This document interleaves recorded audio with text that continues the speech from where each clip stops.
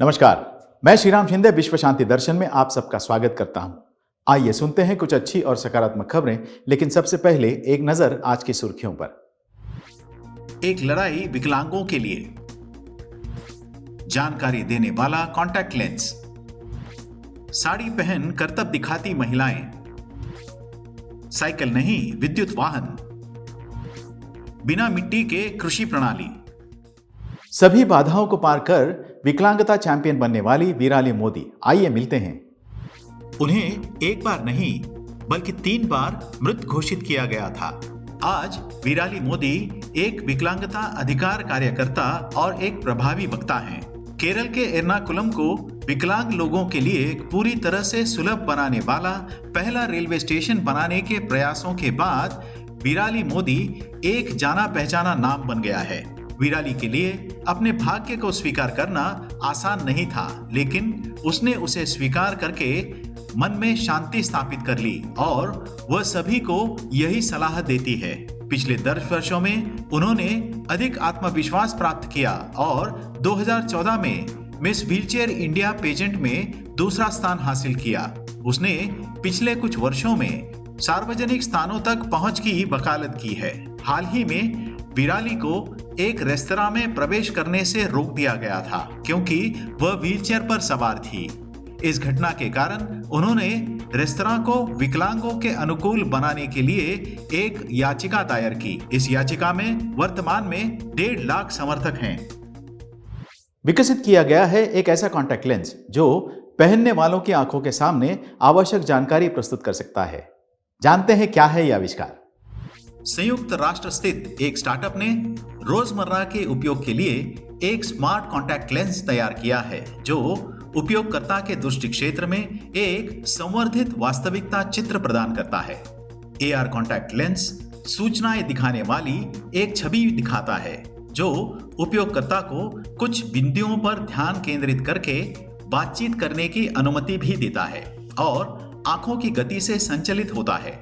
किसी फोन या tablet screen पर निर्भरता को कम करने के लिए यह लेंस आंखों पर लगाई जाती है। इसका अर्थ है कि जिन उपयोगकर्ताओं को कोई संदेश प्राप्त होता है, इसे पढ़ने के लिए अपने फोन को अपनी जेब से बाहर निकालने की आवश्यकता नहीं है, बल्कि संदेश को प्रकट करने और उसे पढ़ने के लिए वे अपनी आंखों के कोने में देख सकते हैं। यह लेंस इंटरनेट से भी जुड़ा होता है, जिसका अर्थ है कि उपयोगकर्ता अपने परिवेश के आधार पर तुरंत जानकारी प्राप्त कर सकते हैं, जैसे कि निकटतम रेस्तरां या सुपरमार्केट का रास्ता, नजदीकी बैंक का पता या फिर किसी गंतव्य तक पहुंचने का आसान रास्ता। साड़ी पहनकर एक महिला ने जब जिम में वर्कआउट किया तो उसका वीडियो वायरल हो गया।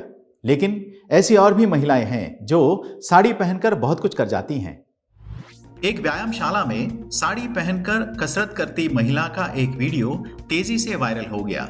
लेकिन साड़ी पहनकर इससे भी कठिन कार्य करने वाली औरतें भारत में हैं। इसमें कबड्डी खेलने से लेकर पैराशूट से छलांग लगाने तक ऐसा कुछ कर गई हैं ये महिलाएं कि उन्हें देखकर आंखों पर विश्वास करना मुश्किल हो जाता है। कबड्डी खेलने वाली इन महिलाओं का वीडियो छत्तीसगढ़ से है। बैकफ्लिप से लेकर होपिंग तक भारतीय महिला साड़ी पहनकर कुछ भी कर सकती हैं। 1976 में जयाबेन देसाई और उनके जैसी अन्य महिलाएं संयुक्त राष्ट्र में महिलाओं के लिए एक आंदोलन की अगुवाई कर रही थी। उन्हें साड़ी पहनकर आंदोलन करने वाली महिलाओं के नाम से जाना जाता है।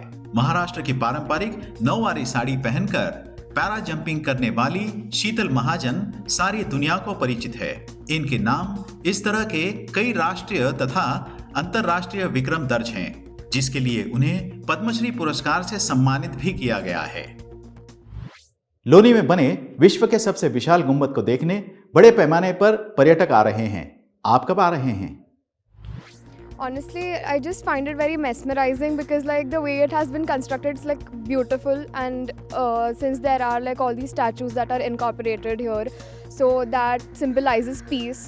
which I really resonate with it. So I find it very peaceful coming here, and being a student and having such an infrastructure being here on campus, it's really a privilege. Dr. Vishwanath Karad's idea is based here on the Peace Dome, which is why like there are 55 statues of all saints and scientists that have been incorporated here, so which symbolizes peace. So it's really inspiring that he has come up with such a great idea. साधारण cycle बनेगी दुपहिया विद्युत वाहन, कैसे? आइए जानते हैं। एक तरफ जहां बिजली से चलने वाले दुपहिया वाहनों की बात चल रही है, वहीं एक ऐसा उपकरण विकसित किया गया है जिसे लगाते ही किसी भी साइकिल को मिनटों में विद्युत दुपहिया वाहन में बदला जा सकता है।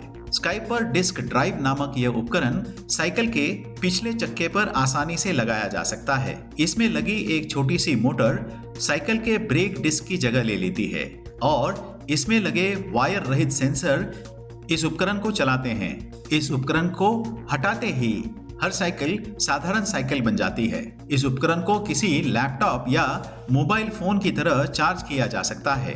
2.5 घंटों के लिए चार्ज करने के बाद यह उस साइकिल को 60 किलोमीटर तक चलाने की क्षमता रखता है।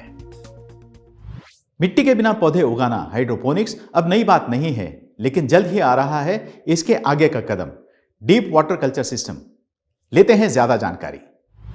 डीप वाटर कल्चर सिस्टम एक ऐसी कृषि प्रणाली है जिसमें पौधे की जड़ें पानी और पोषक तत्वों से बने एक अच्छी तरह से ऑक्सीजन युक्त घोल में निलंबित होती हैं। इस समाधान के 3 महत्वपूर्ण भाग हैं। पानी को ऑक्सीजन युक्त करने के लिए एक एयर पंप और एयर स्टोन का उपयोग किया जाता है। मिट्टी में बढ़ रहे पौधों की तरह इन पौधों को बार बार पानी देने की आवश्यकता नहीं है।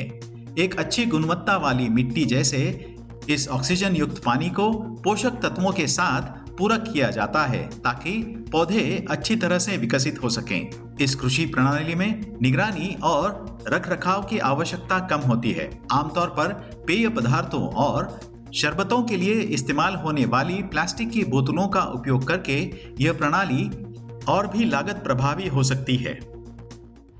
बढ़ते प्रदूषण और घटते आवासीय क्षेत्र के बावजूद भारत में कृष्ण मृगों की संख्या में सुधार आ रहा है। कैसे? आइए जानते हैं जाते जाते। इंडियन इंस्टीट्यूट ऑफ साइंस का एक अध्ययन इस बात पर प्रकाश डालता है कि भारत में प्राकृतिक और मानव प्रेरित चुनौतियों का सामना करते हुए कृष्ण मृगों ने अपनी संख्या बढ़ाई है। इस अभ्यास में पाया गया है कि पूरे भारत में घास के मैदानों में भारी नुकसान के बावजूद कृष्ण मृग मानव परिवर्तित परिदृश्य के लिए अच्छी तरह से अनुकूलित हो गए हैं और उनकी संख्या में वृद्धि की प्रवृत्ति दिखाई देने लगी है।